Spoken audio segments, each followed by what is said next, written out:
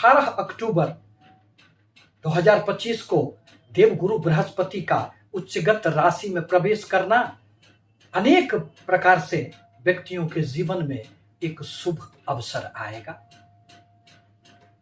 क्योंकि देवगुरु बृहस्पति ही एकमात्र ऐसे ग्रह हैं जो व्यक्तियों के जीवन में धन, शिक्षा, संतान, दाम्पत्य जीवन, कर्म, भाग्य एवं लाभ के कारक माने जाते हैं। यदि जन्म कुंडली में देवगुरु बृहस्पति की अच्छी स्थिति हुई तो जीवन में व्यक्तियों को कभी भी अपने इन सारे कार्यों में असफलताएं नहीं मिलती है। इसी संदर्भ में आज मैं शुक्र प्रधान तुला राशि के व्यक्तियों के जीवन पर इसके पड़ने वाले प्रभावों को लेकर आपके समक्ष उपस्थित हुए हैं। दरअसल आपके जीवन में अभी शनि देव के प्रभाव के कारण बहुत कुछ सही नहीं चल रहा है, क्योंकि वही तो अभी वक्रगत अवस्था में चल रहे हैं। यो तो शनि देव आपके लिए अत्यंत कारक ग्रह हैं। देवगुरु बृहस्पति आपके तीसरे पराक्रम के भाव एवं आपके छठे भाव के स्वामी बनते हैं। यह आपके लिए बहुत अधिक कारक ग्रह तो नहीं है, परंतु धन के लिए, संतान के लिए, लाभ के लिए देवगुरु बृहस्पति की महत्ता कौन अस्वीकार करेगा।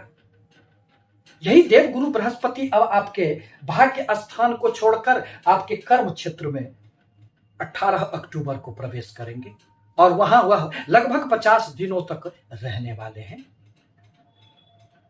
परिणामतः कर्म क्षेत्र में अब आपको आशा से बढ़कर सफलताएं मिलेगी, क्योंकि आपके कर्म क्षेत्र में उच्चगत स्थिति में आकर देवगुरु बृहस्पति अपने प्रभाव से आपको हर क्षेत्र में सफलता देने का प्रयास करेंगे। व्यक्ति जीवन में हमेशा ही संघर्ष करते रहता है और उसकी एक ही इच्छाएं होती है कि संघर्ष के उपरांत हमें सफलताएं मिल जाए। यही तो वह कर्म क्षेत्र है।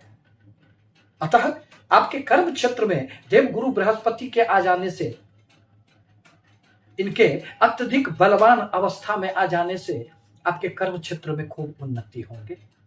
आपके कार्यों में किसी भी प्रकार की जो रुकावटें आ गई थी वह दूर हो जाएंगे।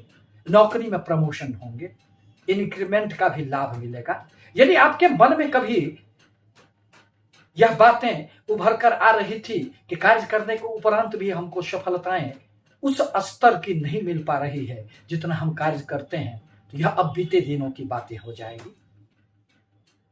आप अपने कार्यों के बदौलत सभी को प्रभावित कर लेंगे।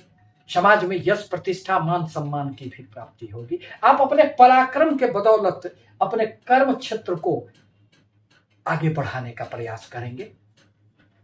इस अवधि में आपको यदि ऋण लेना चाहते हैं अपने व्यापार के लिए अथवा भूमि, भवन, वाहन से संबंधित, तो वह भी सफल हो जाएंगे। छात्रों को इस अवधि में हर प्रकार की प्रतिस्पर्धाओं में सफलताएं मिलेगी, विजय मिलेगी, क्योंकि छठा भाव तो प्रतिस्पर्धाओं का ही भाव होता है। व्यापारियों को भी अपने प्रतिद्वंदियों से आगे निकल जाने का शुभ अवसर प्राप्त होगा। स्वास्थ्य संबंधित कोई बहुत बड़ी समस्याएं नहीं आएगी। देवगुरु बृहस्पति आपके कर्म क्षेत्र में उच्चगत स्थिति में आकर हंस नामक राजयोग का निर्माण करेंगे। परिणामतः आपको अपने कार्यों के द्वारा समाज में प्रतिष्ठा प्राप्त होंगे। देवगुरु बृहस्पति अपने पंचम दृष्टि से अब आपके धन भाव को देखेंगे। अतः कार्य क्षेत्र एवं धन भाव का संबंध बनने के कारण निस्संदेह रूप से यह कहा जा सकता है कि आप अपने कार्यों के बदौलत खूब धन अर्जित करेंगे। आपके अचल संपत्ति में वृद्धि होंगे।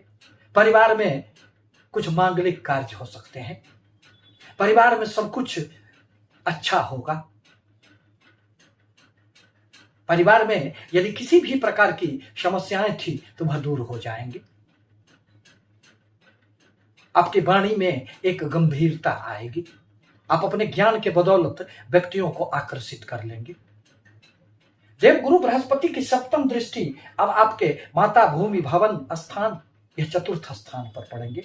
यदि गाड़ी खरीदना है, घर लेना है, जमीन खरीदने की चाहत थी, तो वह देवगुरु की अमृतमय दृष्टि से पूरे हो जाएंगे। माता के स्वास्थ्य में भी सुधार होंगे यदि उन्हें कोई समस्या हुई तो। जनता में आपका मान सम्मान बढ़ेगा। यदि आप राजनीति के क्षेत्र से जुड़े हुए हैं तो आपको निश्चित रूप से कामयाबी प्राप्त होगी।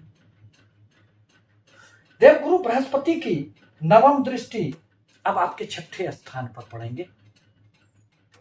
परिणामतः आप बढ़ चढ़ कर प्रत्येक कार्यों में अपने पराक्रम के बदौलत आगे बढ़ेंगे और उसमें सफलता अर्जित कर लेंगे। यह तो अर्थ त्रिकोण का स्थान माना जाता है। अतः अपने कर्मों के द्वारा निश्चित रूप से आपको धन का लाभ होगा और आप उस धन को बचत भी कर पाएंगे। आपके अचल संपत्ति में वृद्धि होंगे। इस प्रकार कहा जा सकता है, यदि आपके जीवन में कहीं कोई कठिनाइयां चल रही थी तो देवगुरु बृहस्पति के प्रभाव के कारण अब उसमें सहूलियतें हो जाएगी, मन में प्रसन्नता आएगी। आपसे पुनः निवेदन है कि हमारी बातें यदि आपको अच्छी लगी हो तो हमारे चैनल को लाइक एवं सब्सक्राइब करें, ताकि मैं अपने विचारों से सतत आपको अवगत कराता रहूं। धन्यवाद।